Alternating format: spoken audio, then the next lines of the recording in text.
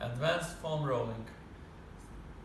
Start with foam rolling, put it in front of you, and when you're doing, depend on which leg, but for this case I will show you left leg, so I push foam roll a little bit more on left side, so I'm kind of almost, it's not almost on edge, on 1/3 of roller, and put roller just above your kneecap, and for best effect you need to put other leg on top, and then you foam rolling for 1/3 of your leg, 1/2, up, down, 4 times. If you have too much pain, then you put leg on side and do that. And then doesn't matter if you go this way or leg on side for second. So that's only 4 times, up and down. Inhale, and then when you go on higher, you exhale. On 4th time, when you do that high part, you put other leg on side, and then you start to moving leg left, right. So you want to manipulate with muscle to relax. 4 times for each side, and then 2 times you bend. 1, 2, and then you continue going from that high part to next third. 1, 2, inhale, exhale, 3, 4, then left, right, 1, 2, 3, 4, and 2 times curl, 1, 2, and then you're doing same for high parts, same thing. Then after that, so that we work on middle of your quad, and now we go in diagonal, so no IT bend. I don't want all the way on side, I want here.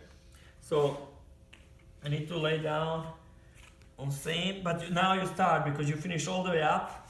So from here, you just turn a little bit like 45 degrees, and then you're rolling that latter part of your quad. And same, 4 times up, down, then 4 times left, right, and then you need to curve, but don't curve up like this. You need to be kind of horizontal with floor. 1, that's really painful. 2, but it's a lot of benefits. Pain in knee will probably go away, and definitely you'll have less soreness next day. And so you go now second part, and again left, right, left, out 4 times, and then curve 2 times, and same all the way down. So you basically break on 3. Then you work in inner tight.